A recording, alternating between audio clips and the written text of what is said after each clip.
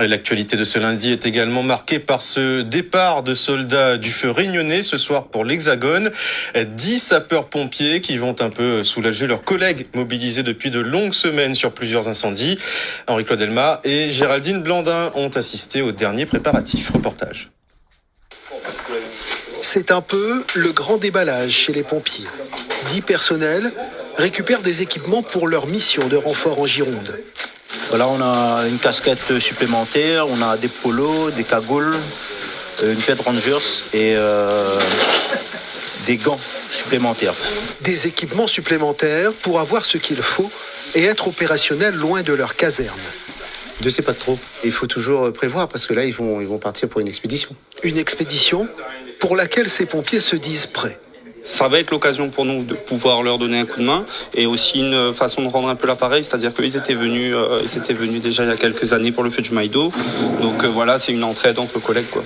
Et vous-même, en dedans là, comment ils battent là ? Ah, ils battent bien. Il y a quand même, chez ces volontaires, une petite appréhension. C'est l'inconnu. On n'a jamais été confronté à ce genre de feu ici. C'est pas la même chose. Les arbres sont un peu plus hauts. Jusqu'à 20 mètres.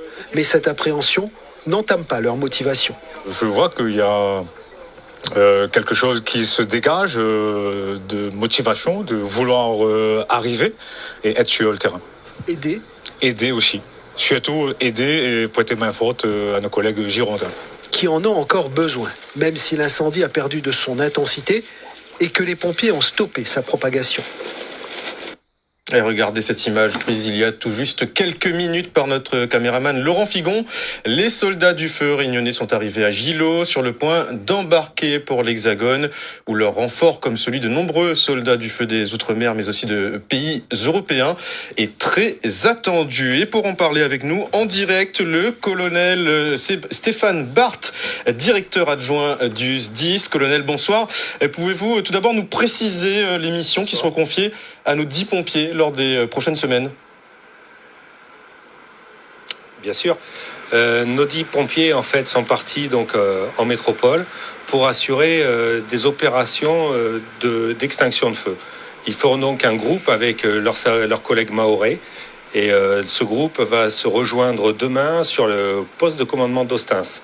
À partir de là, en fait, ils rentreront dans le dispositif comme l'ensemble des sapeurs-pompiers sur le terrain. Seront-ils immédiatement opérationnels ? Vous avez parlé de terrain, ce n'est pas le même qu'à La Réunion. Oui, bien évidemment, le terrain n'est pas le même. Malgré tout, le métier reste le même et les Réunionnais partent avec de grandes forces. On est un département qui est régulièrement soumis à l'aléa feu de forêt. Donc c'est quelque chose que les Réunionnais connaissent bien, que ce soit les feux de tourbe qu'on retrouve au Maïdo ou que ce soit des feux de plantation dans les feux de canne.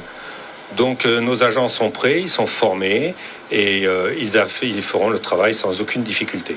Vous les avez briefés parce que vous venez justement de Gironde. Vous avez pris votre poste à La Réunion il y a quelques mois seulement. Tout à fait, je suis arrivé le 1er mars 2022 de Gironde et effectivement je leur ai donné quelques conseils entre guillemets, mais surtout je l'ai essayé de leur expliquer les différences majeures entre, on va dire, la forêt girondine des Landes de Gascogne et la forêt que l'on peut retrouver sur l'île ici. C'est quoi justement ces différences ?